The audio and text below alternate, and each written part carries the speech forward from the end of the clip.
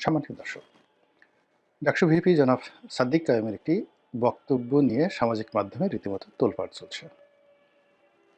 একটি অনুষ্ঠানে তিনি বর্তমান সময়ের সবচেয়ে আলোচিত রাজনৈতিক ব্যক্তিত্ব জনাব তারেক রহমান, যাকে কিনা তার দলের যারা লোকজন ভবিষ্যৎ প্রধানমন্ত্রী রূপে আফহোল্ড করে চলেছেন, রাষ্ট্র থেকে সেভাবে রাষ্ট্রীয় প্রোটোকল দিচ্ছে, যদিও তিনি এখনো পর্যন্ত শপথ গ্রহণ করেননি, নির্বাচিত হননি।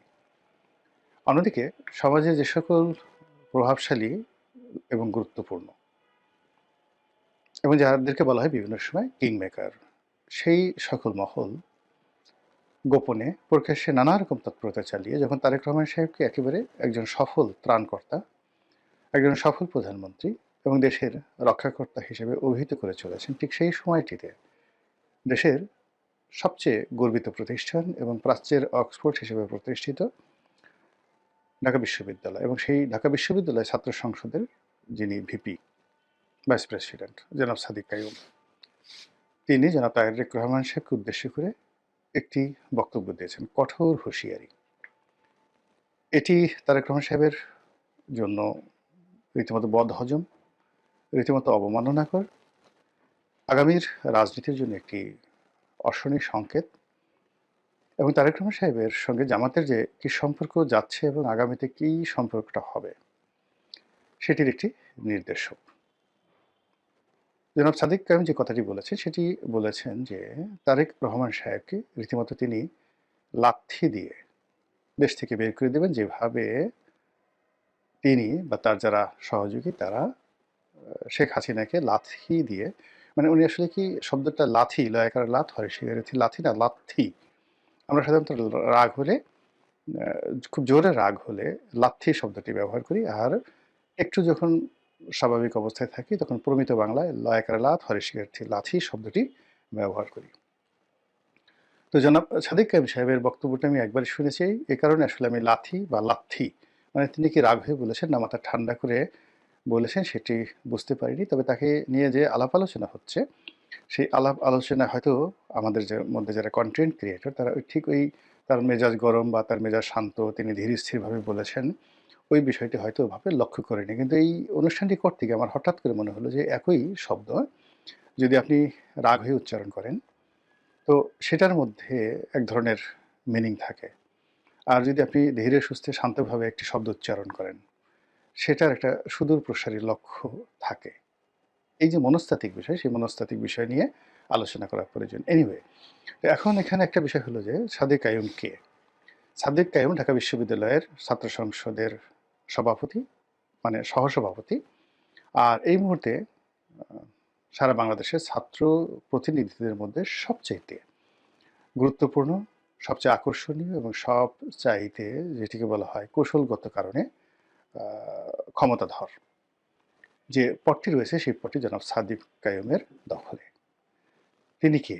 তিনি বাংলাদেশ ইসলামী ছাত্র শিবিরের প্রভাবশালী নেতা এবং ইসলামী ছাত্র শিবির এবং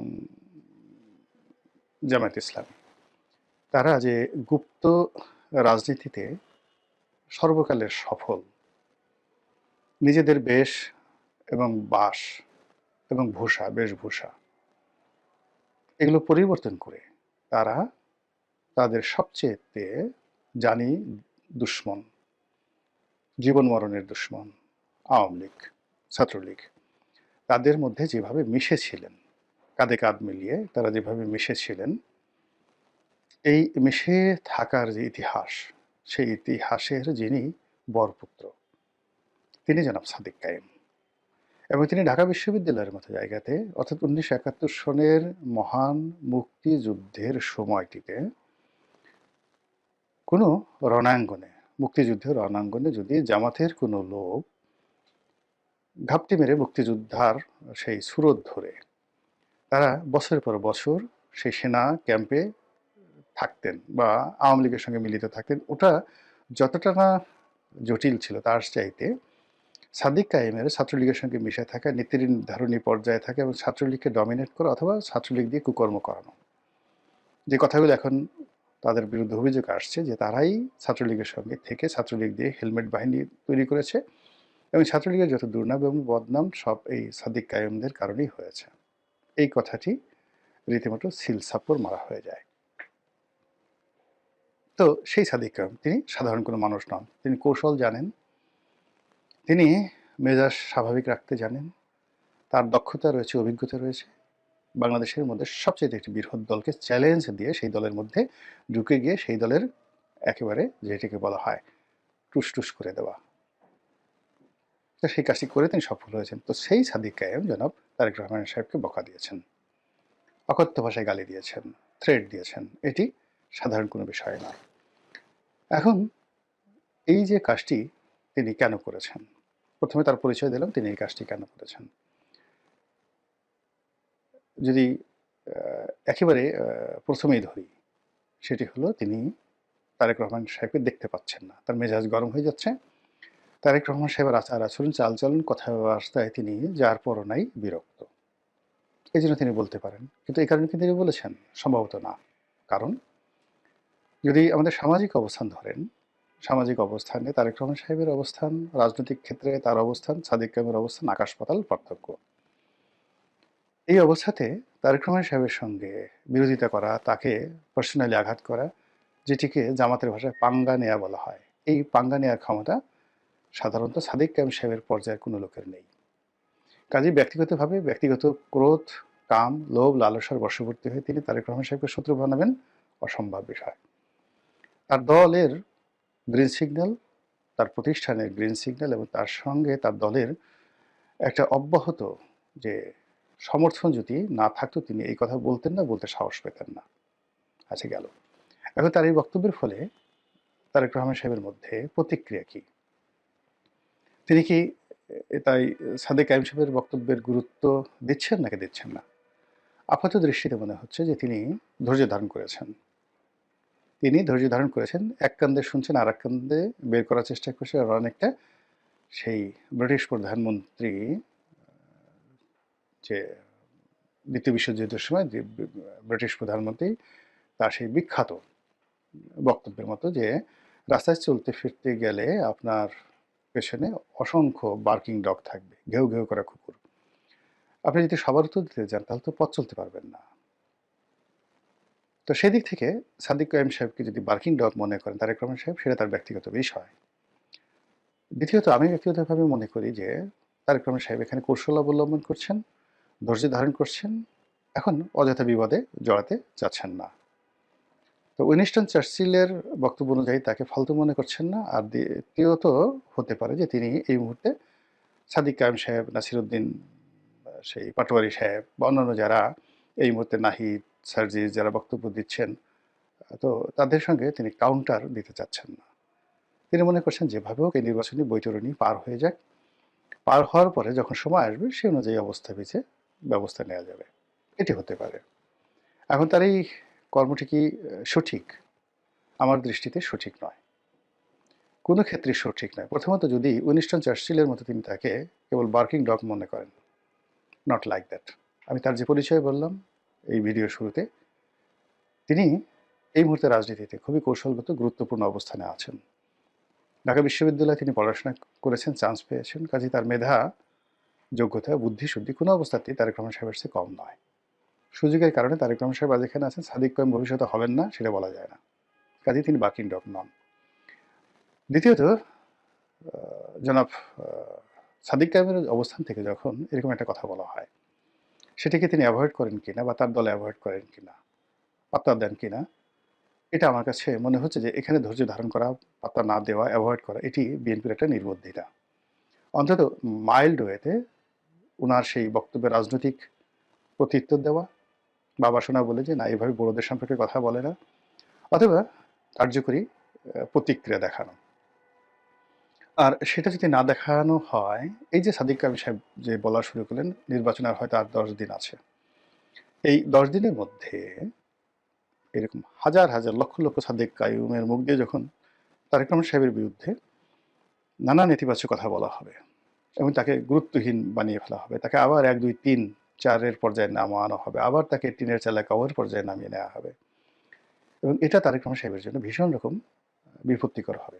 এই কারণ হলো যে রাজনৈতিকভাবে যে বড় বড় মানুষগুলো, তার প্রধান শক্তি হলো তার সম্ভ্রম, তার মর্যাদা, এবং একই সঙ্গে তার সম্পর্কে লোকজনের ভয় ভীতি থাকতে হবে। He must have a military পাওয়ার। যে কোনো লোক যদি তার কাছাকাছি ভিড়তে পারে, যে কোনো লোক যদি তাকে বকা দিয়ে চলে যেতে পারে, যে কোনো লোক যদি তাকে গালি দিতে পারে, তাহলে আর যাই হোক না কেন সে কোনো অবস্থাতেই বাঘ হন না, সিংহ হন না। তিনি রাজনীতির ময়দানের একজন অগুরুত্বপূর্ণ ব্যক্তিত্বে রূপান্তরিত হন। তো সেই ক্ষেত্রে এই যে ধৈর্য ধারণ করা হচ্ছে, ধৈর্য ধারণ করতে করতে যখন 10 মুখে, 100 মুখে, 1000 মুখে, 1 লাখ মুখে, 10 লাখ মুখে তারেক রহমান সাহেবকে অকথ্য ভাষায় গালাগাল করা হবে, তার সম্পর্কে সেই এখন জামাতের বিভিন্ন মঞ্চ থেকে তার যে সকল দুর্নাম বদনাম রয়েছে 2001 থেকে 2006, যেগুলো এখন সেই